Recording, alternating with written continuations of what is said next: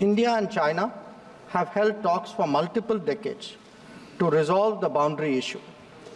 While there is a line of actual control, LAC, it does not have a common understanding in some areas. We remain committed to engaging with China through bilateral discussions to arrive at a fair, reasonable, and mutually acceptable framework for a boundary settlement.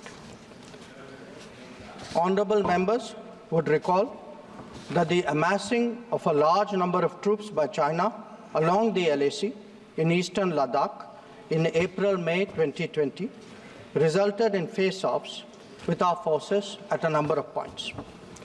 The situation also led to disruption of patrolling activities. It is to the credit of our armed forces that, despite logistical challenges and the then prevailing COVID situation, they were able to counter-deploy rapidly and effectively. Honorable Speaker, sir, the House is well aware of the circumstances leading to the violent clashes in Galwan Valley in June 2020.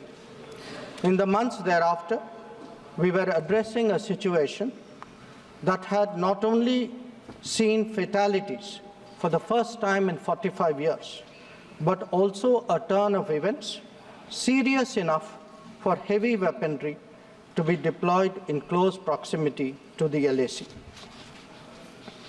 While a determined counter-deployment of adequate capability was the government's immediate response, there was also the imperative of a diplomatic effort to diffuse these heightened tensions and restore peace and tranquility. Honorable Speaker, sir, the contemporary phase of our ties with China dates back to 1988, when there was a clear understanding that the Sino-Indian boundary question will be settled through peaceful and friendly consultations. In 1991, the two sides agreed to maintain peace and tranquility in the areas along the LAC, pending a final settlement of the boundary question. Thereafter, in 1993, an agreement was reached on the maintenance of peace and tranquility. Subsequently, in 1996, India and China agreed on confidence-building measures in the military field. In 2003, we finalized a declaration of principles of our relations and comprehensive cooperation, which included the appointment of special representatives. In 2005, a protocol was formulated on modalities for the implementation of confidence-building measures along the LAC.